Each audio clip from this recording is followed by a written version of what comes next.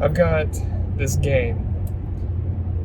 It's a tabletop RPG, and I bought it from a company called Free League Publishing, and it's like an Alien RPG. I don't really know what I want to do with it. I know I want to play it for Halloween this year because it's like we're like a week and a half out from when I plan on running this game. I've got a bunch of ideas, and I kind of need to, just spout them out, just to get them off my chest and see if I can think through them, watch this back, and maybe think a little bit more before I actually sit down and do my session prep. And I plan on recording that too, just to see do I like doing, maybe I like making a video of it better so I understand more of what I'm thinking at this specific time. And I might do it for a whole campaign soon. I've thought about it.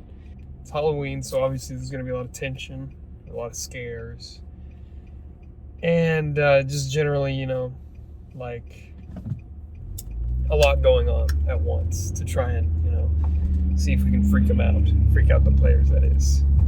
And additionally, throw in some curveballs, maybe a couple character deaths, because it's a one shot, it's a one-time thing. And what it boils down to is this: everybody on the space station died. Everybody died. They all died, and there wasn't any communications. Like nobody was in space nearby close enough to hear them at the time, but now somebody's come across them and they've heard all these emergency signals or whatever. The players in a dropship from their main huge Star Destroyer or whatever. It's not Star Wars, but you get the picture. It's a big ship. And they're sending a smaller ship over to the space station with 5 somewhat elite like a little fighting force to try and see what happened, what is this unfamiliar life form that they have encountered on this space station. Of course, it's an alien from the movie Alien, but they're supposed to investigate. What is this? Why is everybody dead? And one of the players secretly already knows what is on the station, and they've had orders.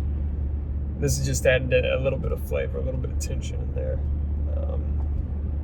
They've got orders to destroy the station at any cost to prevent the alien from escaping on their dropship and heading, anywhere else, going down, whether it be a planet or going down to, going on to a different space station, going down to the planet. They need to prevent all that from happening. And I think that'll be a pretty good idea. Pretty much they need to go to the core of the station or whatever. The officer knows they need to go to the core of the station, self-destruct or, in any other way eliminate the alien, but that just seems to be the easiest option. I'm going to refine this, of course, a little bit more as time goes on and I get a little bit closer toward the time that we're actually going to be playing. I don't have it all ironed out just yet, but hoping that next time I talk with you, I do. But I thought really quick I'd do a little review on the book itself. I really like the book, actually. I do. I like the cover. The cover is pretty. It's a good little piece to have on my bookshelf. It's really nice. Additionally, the art inside the book is really pretty, and I like how it has the commander's log or whatever stuff in there. That's I like that, but I think it does get a little old, and I feel like when I'm reading through it, I'm not reading that stuff. I'm just reading the stuff that relates to running the game, actually running the game. I don't know, maybe that's just me personally. I'm not reading all that junk. I've got a week and a half before I run this game. I just bought your book. sometimes, obviously some people are doing the campaigns and stuff, and they're interested in all the alien world or whatever, and that's cool that you're going to them. But like, I'd like, take the lore and stuff and put it in its own section, and just give me the game rules in one little section, maybe at the beginning, without all the flavor. Now, obviously, some people might like how it is, and that's fine. Obviously, the publishers like how it was, so, who am I? But my personal view. Also, I do like the in the back, they've got all these tables and stuff for doing, making planets, jobs, encounters, and all that stuff is, it's great. It's really good. I really wish every RPG book would have that stuff. I'm not going to use any of it because I don't think I need it for one session. I kind of can just like jumble all my stuff in there, but at the same time, it would be really useful if I was doing more than one session. So here we are. It's October the 19th, I think. It's Thursday, October 19th, I believe is the date. Which means we are less than a week out from me running this Alien game that I've been talking about for a little while.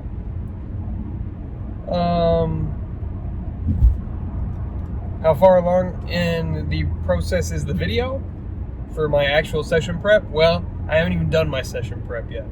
I need to do it probably Monday. So that'll give me another day after I do the session prep to just, kind of feel things out. Do I like this idea? Maybe pitch something to somebody. And if I do like it, hey, that's great. If I don't, I can always change it up. I still got a whole day. But usually whenever I have a plan, I don't have any problems like that. So today I kind of wanted to establish the world, so to say, for the Alien game. And it's going to end up being something like a station. Almost like Aliens, or maybe Alien Isolation. It's not just a little ship. I think they're going to be a drop ship from a larger ship. I think I discussed that earlier. I think the whole idea is to be ominous with it. So maybe not even let them have communication with any surviving members of the crew from on board the space station. I want them to be like, man, maybe something is up here. And obviously, they're going to know we're playing the Alien RPG. So obviously there's going to be an alien. But maybe their characters don't know, the supreme horror of whatever this thing can do. The players do. And I think that creates interesting role-playing opportunities. A lot of people don't like when their bad guy is known and they know everything about the bad guy. That is the characters. The characters know everything about the bad guy before you even fight the bad guy. And I, for one, think that it does create interesting role-playing opportunities when you have the right people. If you don't have the right people, I think it can really ruin the game. I think it can really ruin the game. I want them to start to feel comfortable by, the climax, where about the climax will start. I want them to feel comfortable when we get there. Realistically, I think they're going to start off by docking with the spaceport, space station, whatever you want to call it. And then they're going to open it, and it's just going to be pitch black, all inside. But I want to go from pitch black to maybe pitch black and like deep sound effects, deep ambience, to bright lights, and in the game room where we're playing, I will turn the lights on. I'm going to use like a little remote control thing. I'm going to flip the light switch, the lights are going to flash on, everybody's going to be like, whoa, and then suddenly there's going to be like, welcome to such and such space station. You are the, ship that has docked with us. And then that kind of establishes, maybe this isn't what you expect. Every scene could have some twist to it. You're not expecting that the lights fly on it. It's just a motion controlled thing. So it's like saving energy most of the time, That would be the in character, the in lore explanation for things, It's just a motion sensor that went off whenever you guys stepped off your ship. I think I want them to kind of explore a little bit, get to feel maybe like a couple floors where they're just looking for people but they can't find anyone. But I want them to treat it like every corner there could be the alien. So I want to ask them a lot of questions. I don't want them, like everything they do, I want them to tell me. If they're going to check through a window, they're going to look through a window into an office, I want to know like the angle. I'm like, so how are you looking into that window? Are you just trying to examine the whole room? Or are you examining what's under the window? I want to, make them think that I could have the alien anywhere. At this point, I think what the alien is doing in the background is it's established its nest, obviously. It's got a nest. And it's like the mother, it's trying to start a hive or whatever the aliens do. And it is in its nest. And it knows that the players are there and it's coming to them. But it's thinking about, it's the apex predator in this situation. It has all the advantages and none of the disadvantages. It has the element of surprise. It has, knowledge of the ship already because it's been there. It has, of course, like the acid spit, all the normal stuff that the alien has, the insane hearing. And do I want the characters to be sneaky? Yes. Do I want it to be their main avenue of trying to complete their task, which we'll talk about here in a moment? No, I don't. I want them to have to fight this thing. I want them to have to fight the alien or find a way to fight it off. But I think I want them to have one encounter with it, but I don't want them to fight it as we lead up to the climax. I want them to see it, maybe. So I think I want them to see it through a window somewhere. Where? I don't know. How? I'm not sure. Let's think. Maybe they see it in perhaps they see it in a large atrium. At the very bottom of an atrium. And they're toward the top, and they see it maybe scrounging around, trying to, plant more eggs or take bodies back to its nest. Maybe the atrium is its nest. That's pretty cool. That's a good idea. Maybe the atrium has something that the characters need.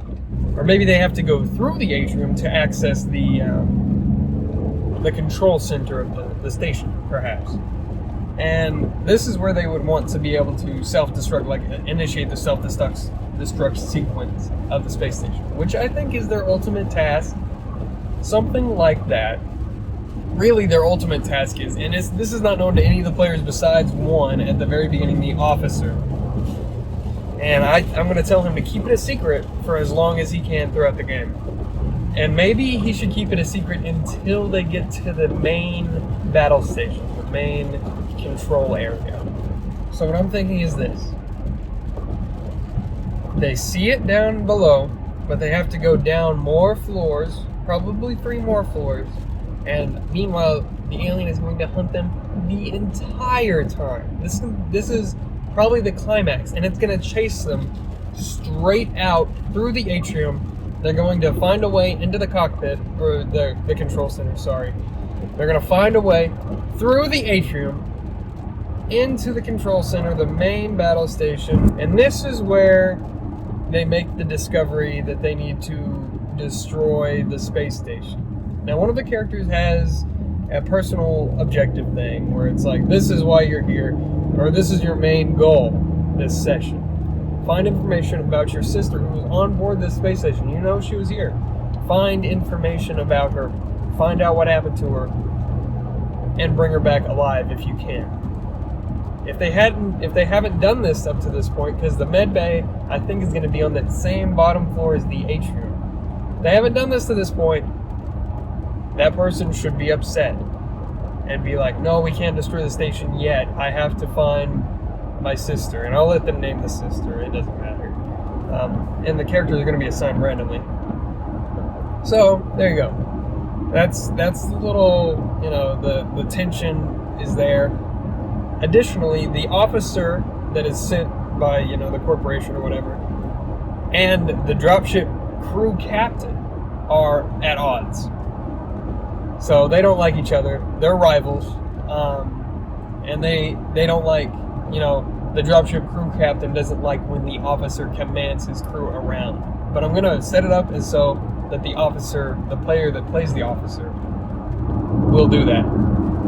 He will try to boss the crew around. We'll plot out more. I think I'll plot out a map and stuff that should be in the space station during the session, during the session planning. But yeah, I think I'm done for now. I don't have anything else to talk about, really. I kind of like doing this. I might continue it for my fall game that I'm going to do next. We'll see. Especially come the conclusion. And it was raining a little while ago, so I don't know if you guys have heard, I don't know if the audio is messed up on this or what, but I'm still going to leave it in. I don't really care about the production value. It's not really a concern to me. I'm more concerned on just making the video for fun. So, I think I recorded something a little special that you can watch next, just because I'm bored. So since it's the end of October, toward Halloween, I wanted to do something special for this video, and I might try and do something special for each of the holidays or the videos or whatever. We'll see. Since it's the end of October, I want to do something that made me think of October / Halloween in general. And what I think of when I think of Halloween is candy. And I looked on a website and I found the top 10-ish candies that America enjoys. And I'm gonna play Smash or Pass with this candy. Good. And I'm gonna do it blindfolded. So the way we're gonna do this is, I'm gonna get a piece of candy, I'm gonna try and guess what it is. Somebody will tell me what it is, and then I'll say Smash or Pass and why. Is this a Twix? No. No? Snickers? Correct. Okay. Snickers is definitely a Smash. I don't feel like I need an explanation. This is a Reese cup. Smash. Correct. Smash. M&M's? Correct. M&M's. Controversial take. As a child, Smash. Right now, Pass. I don't know. It's just not, I feel like I'm taking pills. It's just not for me. This is a Twix. Correct. This is a Twix. It's a full Twix. Pass, honestly. Just because I'd rather have a Snickers than a Twix every day of the week. Mm-hmm. And it's just not, I don't know, I prefer a crisp crunch rather than, something like just this gooey mess. This one's Skittles. Correct. Pass. Oh. Too fruity for me. So pass. Oh my god. Twizzlers. Correct. Twizzlers. Honestly, it's a dark horse, but Smash. Oh, straight. Shit. Smash. I'm gonna smash these Twizzlers. Oh, shit.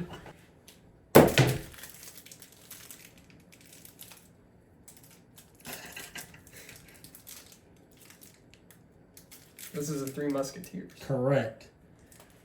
Smash. Yes. But only if it's in a freezer for about 5 minutes beforehand. Bold take. Just because, again, with the gooey thing, but it changes the texture almost. It makes it better.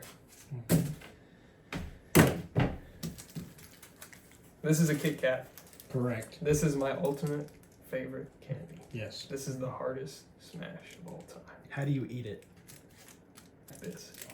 Oh my. Base as hell.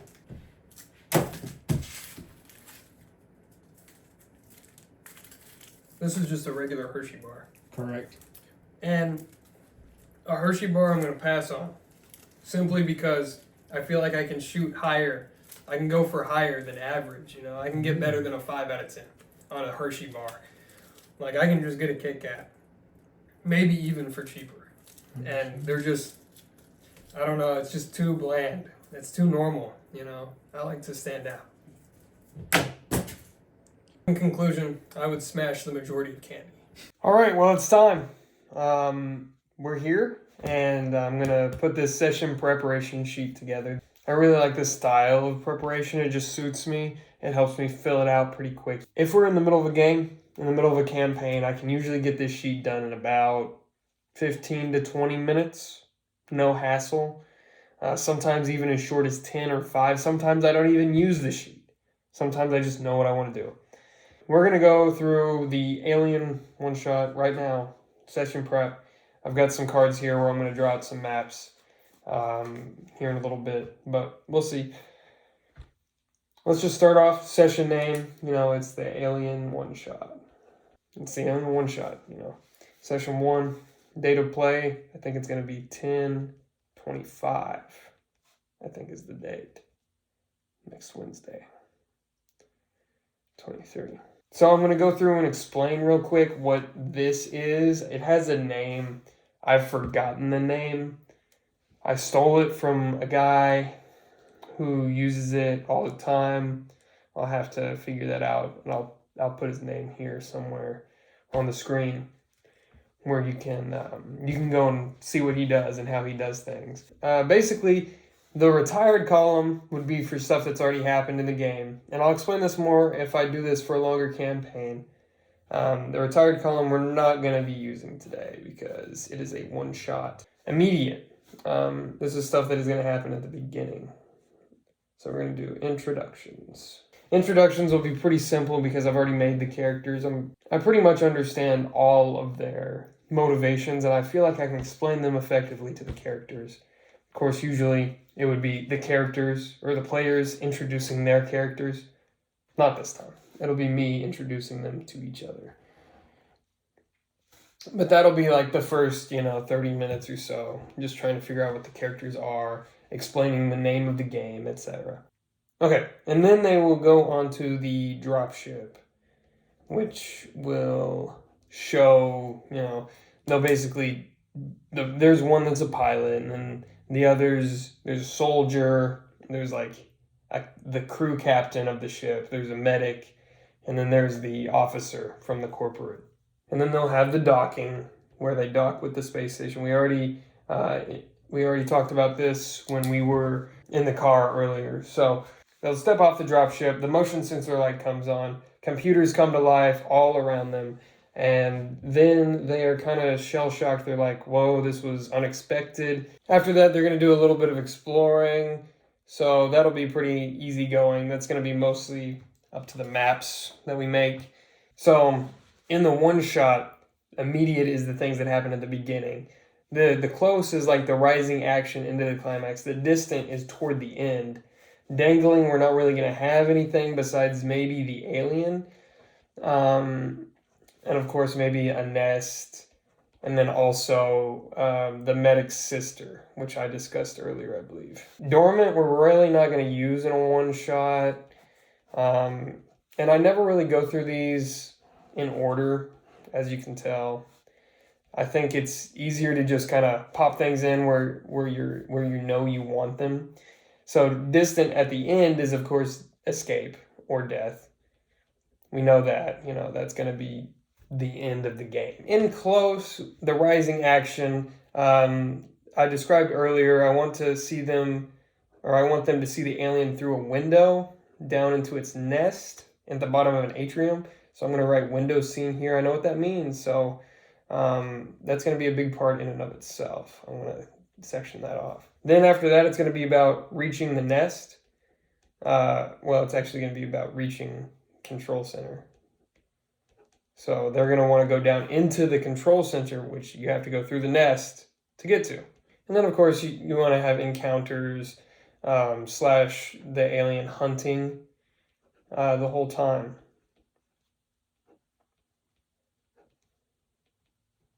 In the distant, toward the end, we're going to have them, of course, entering the atrium and destroying the nest, possibly.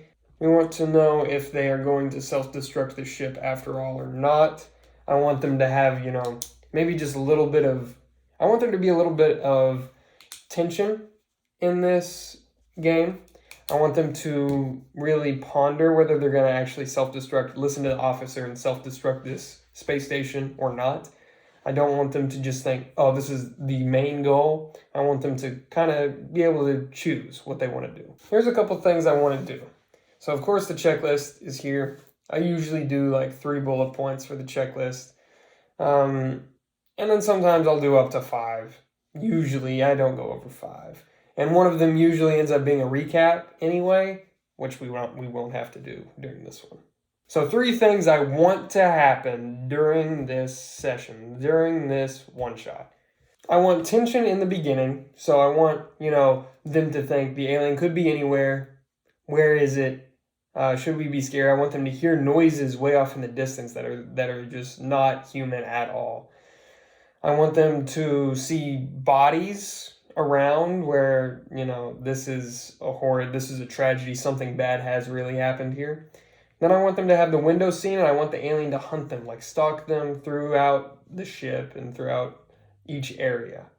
And then at the very end, I want there to be an alien siege of the control center. Once they get in there, they lock themselves in the control center, and then the alien comes in through the vents, breaks down the door, whatever it takes to get in there. The goals for the party for this session, I've written down here. Each character should have about 1 goal, and the goal for one of them, kill the alien, because that's their job. They want to kill this thing, whatever has taken the lives of the people that work alongside this character needs to be dealt with. And then, of course, the medic, find out about their sister. The officer, destroy the ship. That should say destroy the station. And then one of them basically just wants to get out with their life. But all of them truly do. But this guy specifically, and this is going to add some tension to the game as well, he specifically has an ability where he can throw people in front of the alien to defend himself. Some things I want to write down in my notes, probably for this session, are going to include where they can find, anything that can set the alien on fire, maybe where some medical supplies are located, where the alien might hide, stuff like that I might write down in my notes. So I've got some locations, it just says fire locations, where you can find some things that might, use flames to distract or kill the alien. Okay, and on this other side I've got supplies. You can find them in the med bay, the armory, and some barracks. Then I've got alien hiding spots. I've got vents and doorways. I kind of want this alien to be a little sneakier, and that's just to set the stage so, it could pop out at any time. I want this alien to be sneakier than the ones in the movies for sure. So let's draw out a map.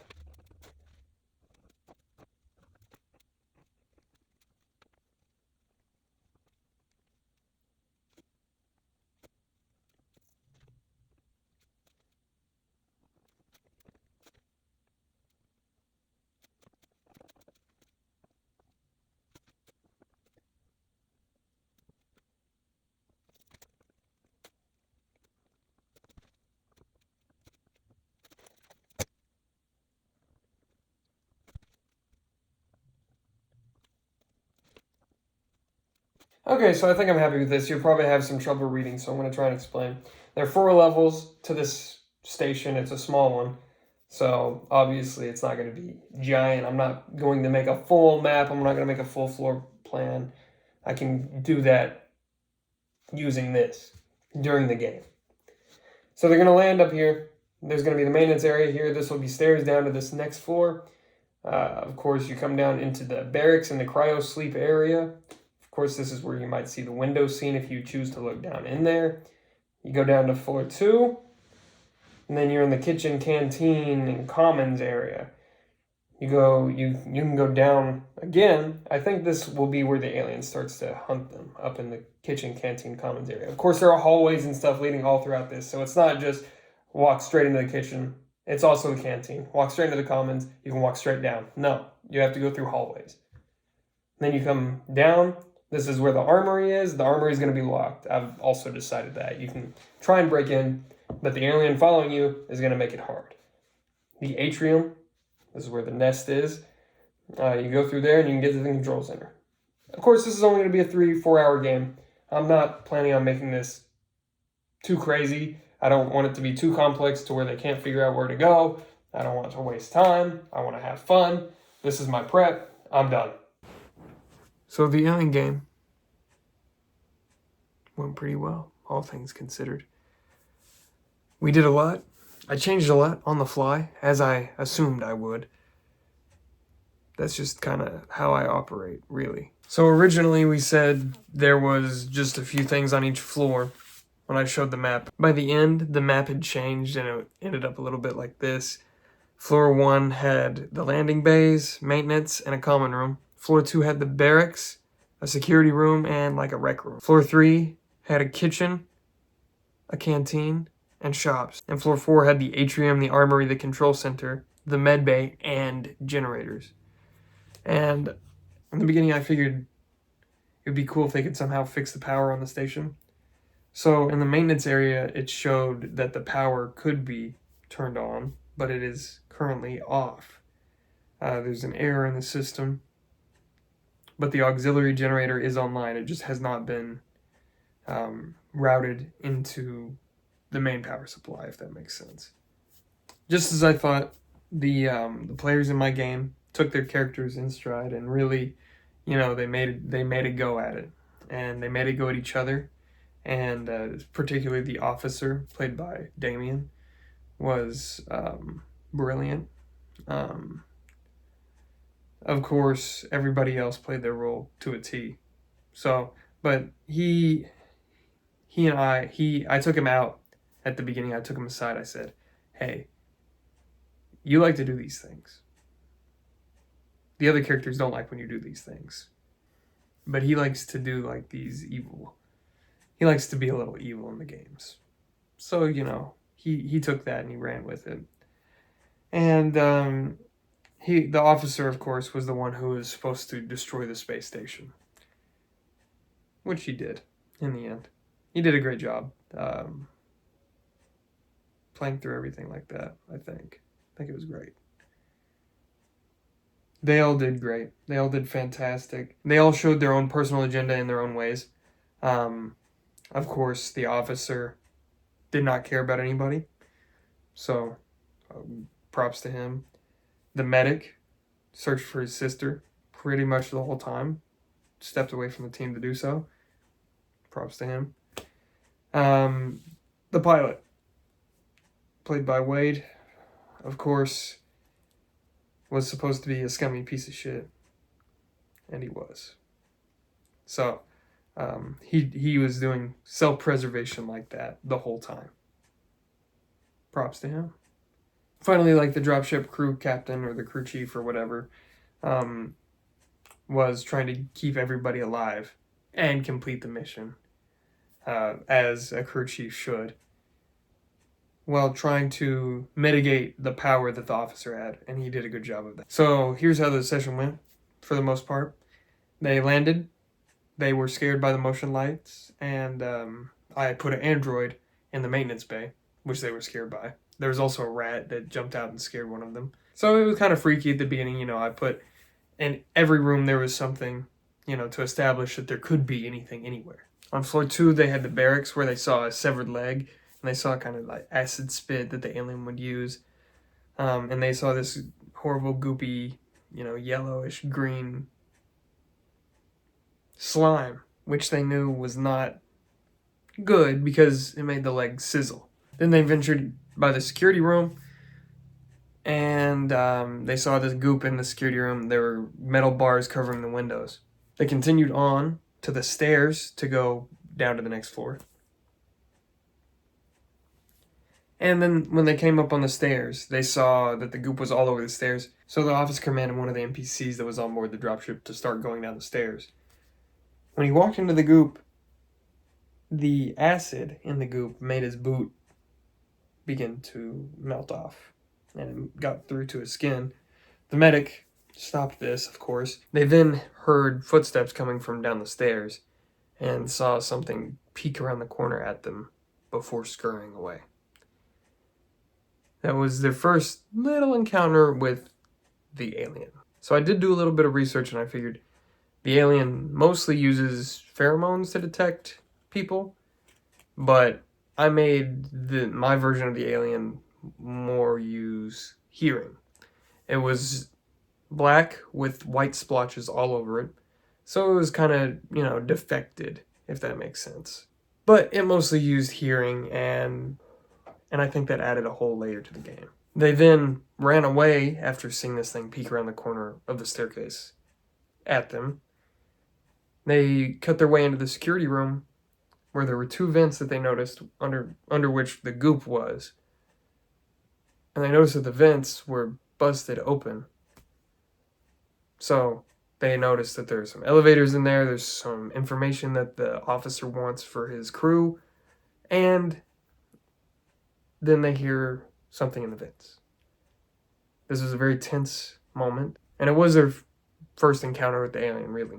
It jumped down out of the vents and attacked one of the NPCs.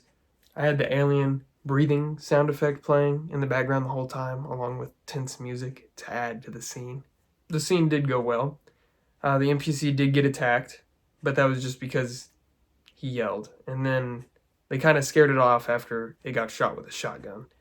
It jumped back up in the vent and said, "This is not worth it," and kind of ran off. It is at this point that the characters try to use fire extinguisher on the goop, and I thought that was a pretty good solution for the stair situation, considering the power was on and the elevators were not working. They couldn't get them open with strength checks or comtech checks.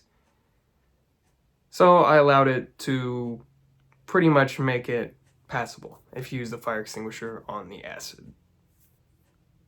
So that's what they did. They went down the stairs to the next floor and into the kitchen, canteen, and shopping center area. In the kitchen, they found all kinds of bodies that were basically useless to the alien as they were not still alive. The medic once again looked through the bodies for his sister, but did not find her. They passed by the kitchen, did not go in, but they looked out to their right where they saw a window into the atrium, where they saw the alien placing a body up on the wall with its goop, pretty much. It was sticking them to the wall. And then one of them mistakenly taps their watch on the window after failing their mobility check, and it looks directly over at them, and it walks up and it kind of just starts touching the area where it tapped. All of them were completely dead silent the entire time, and it was just touching that area until it heard something else in the ship and looked over and walked away. This kind of freaked them out, and they were like, "Oh, so it is completely based on hearing." Pretty much. Next, they went to the shopping center, and this is kind of where I was like, it's time for stuff to hit the fan. They split up. 2 of them went upstairs. 4 of them spread out along the bottom floor. And then the medic kind of walked around and made sure everybody was okay. The officer called back to the ship, and the captain on the ship that they came from originally informed them that it is a life or death situation for the entire human race, potentially. This thing must be destroyed at all costs. And the officer's like, "Yes, sir." And at that point, I was like, he's going to try and blow up the ship, so let's see if the alien stops him. Then the alien attacks the NPCs, killed 2 of them. During this, the officer ran into the atrium, past the alien into the atrium, which is its nest. And as soon as the alien realized that the officer ran into its nest, it stopped attacking the NPCs and just chased the officer, and the medic, I think, ran by as well. The officer, being smart, instead of running directly to the control center, which was going to be powered down because the power's off, ran into the generator room and turned on the generators. The medic ran into the med bay, where he found his sister. The stealth in the power generator room was very tense, very stressful for the officer, and he succeeded on all of his roles, and he almost stressed out and might have dropped something or frozen or screamed even, but no, he succeeded on all of his roles, and he got the generator hooked back up. So after turning on the power, the officer had, stunned the alien a little bit, and then the alien had ran out of the room after hearing noise coming from the med bay, which was basically, the medic trying to heal his sister in an observation room attached to the med bay. And he walked up to the door and started touching it. About this time, a soldier and the dropship crew captain, after sending the pilot and another crew member back to the dropship for some reason, run up. The soldier fires a grenade launcher at the alien standing at the medbay door. Medbay door flies off the hinges. Alien attacks, runs after the soldier, runs after the dropship crew captain, and they run back into the shopping center, but the alien doesn't chase them all the way out there. It turns around right in the middle because it realizes there's still people in my nest. The dropship crew captain calls the officer. The officer's still in the power generator room, and he answers, and then the alien walks directly out into the atrium, and he goes, I. And then he yells, or he doesn't yell. He says quietly, scream on 3. Scream in 3 seconds. Throws the phone across the room. The alien jumps onto the phone, starts beating the crap out of it after the dropship crew captain yells, and while this is going on, the officer slips into the control center, closes the door. The alien hears the door close, starts walking up and touching it, and eventually gets bored. He starts walking back around toward the med bay, and I believe it's at this point where the medic is walking out with their sister, firemen carried on their shoulder, all the goop gotten off of them, medical checks done, and the alien just walks right into the room, right in front of them. Of course, he can't see them, so he's just standing there, and he takes his flashlight off his belt and just throws it across the room. The alien jumps at it. He slips on out, and it's at this point where the officer in the control center activates a self-destruct, which is more like, a self-suicide, because they're going to go down into the planet. It's going to take the station out of orbit directly down into the planet. It's going to happen super fast. They got 2 minutes. The officer lets everybody know all this over the intercom, by the way. During this time, the pilot and an NPC run into some facehuggers in the hallway where the barracks was. They kill a couple, and then they turn around and run away instead of running to the ship. In the meantime, all this is going on, and then they hear the thing come over the intercom, and the pilot's like, oh crap, I'm turning around, running directly to our ship. But, and this is the most evil thing, the officer also powered off the power to the first floor, the floor where the landing bay is. And on this station, you dock, and then a crane takes your ship, puts it inside the actual station itself, and pressurizes. So there's no way out if there's no power to those cranes. It was a funny situation because immediately after the intercom, the players look at the NPC with the grenade launcher, and they tell him to blow open the door to the command center with the grenade launcher.